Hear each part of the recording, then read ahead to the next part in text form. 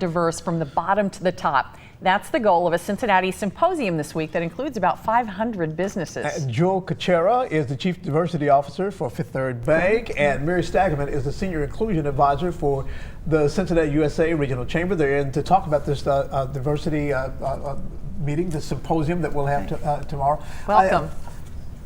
500 people. You say that's a significant increase over that 600. before? Yeah. What does that say to you about what businesses are thinking about the whole idea of diversity in the workplace?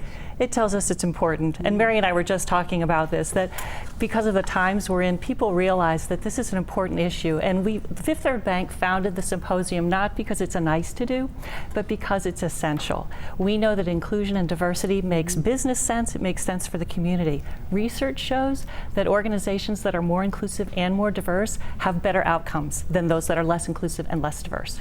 And we think that right now, in this time, that people want to come together and be together and stand up and say, we know this is important for our community. It's important for Cincinnati that we continue to become more inclusive. Well, when you talk about during this time, there's a lot of divisiveness in our country right now. Absolutely. I mean, we're kind of saying that, but with what you're saying, is that bleeding into workplaces, and how is it, how important is it for companies to get ahead of that and help their workers deal with that? It's really important. And what the term bleeding in, it's actually, we bring our whole selves into the workplace. So what happens on a Sunday or on a Saturday or on a Thursday night, that is who we attach to that, and we bring that in. And to pretend that we don't bring that in, it's not real. Mary, we were just talking about this. Right, we need for people to believe that their employer cares about the issues that are important to them. So actually in the symposium this year, we're hitting that topic head on. We have a workshop on tackling tough topics at work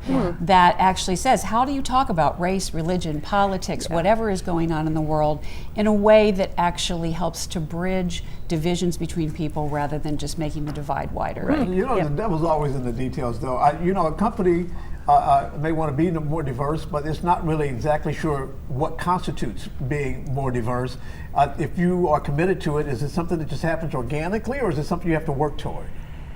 You pretty much have to work at it, especially if you have a dominant group in the workplace. That there's just naturally, you find friends that are like you and you hire people like you, and that's not going to get you the diversity that you need for business success. And what we found at the bank is we've been very intentional, particularly in some areas. Our board of directors is one of the most diverse boards of any bank, and that's because we've been very intentional about it. Our chair is a woman.